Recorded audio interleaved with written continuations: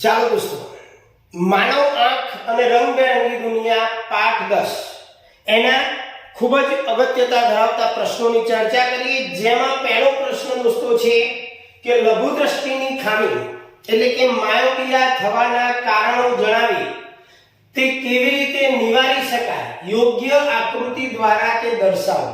દોસ્તો, લઘુ દ્રષ્ટિની ખામી થવાના કારણોની વાત કરીએ તો લઘુ દ્રષ્ટિની ખામી થવાનું પહેલું કારણ છે કે આંખના લેન્સની વક્રતા વધારે થવી, એટલે કે એની કેન્દ્ર લંબાઈ લેન્સની જે છે ઘટી જવી। ત્યાર પછી દોસ્તો બીજું કારણ છે આંખનો ડોળો લાંબો થવો। આ બે કારણોના કારણે દૂરની વસ્તુમાંથી આવતા જે કિરણો છે એ નેત્રપટલ ઉપર કેન્દ્રિત થતા નથી। યાદ રાખજો, દૂરની વસ્તુમાંથી આવતા કિરણો જે છે એ નેત્રપટલ ઉપર કેન્દ્રિત થતા નથી, પરંતુ નેત્રપટલની આગળના ભાગમાં કેન્દ્રિત થાય છે અને પરિણામે વસ્તુનું જે પ્રતિબિંબ છે એ નેત્રપટલ ઉપર રચાતું નથી, એના બદલે નેત્રપટલના આગળના ભાગમાં રચાય છે।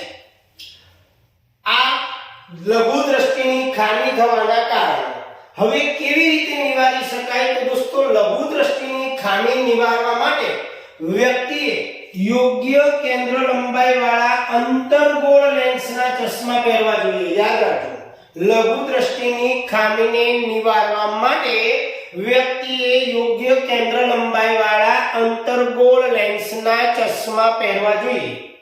આમ અંતર્ગોળ લેન્સના ચશ્મા પહેરવાથી દૂરની વસ્તુમાંથી આવતા જે પ્રકાશના કિરણો છે એ અંતર્ગોળ લેન્સ દ્વારા નેત્રપટલની ઉપર જ કેન્દ્રિત કરી શકાય અને પરિણામે દૂરની વસ્તુને આપણે સારી રીતે જોઈ શકીએ છીએ। એની આકૃતિ અહીંયા તમને બતાવવામાં આવેલી છે।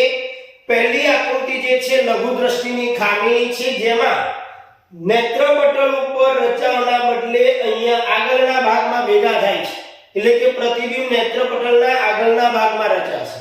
અને બીજામાં અંતર્ગોળ લેન્સ પહેરવાથી દૂરની વસ્તુમાંથી આવતા પ્રકાશના કિરણો નેત્રપટલની ઉપર રચાય છે।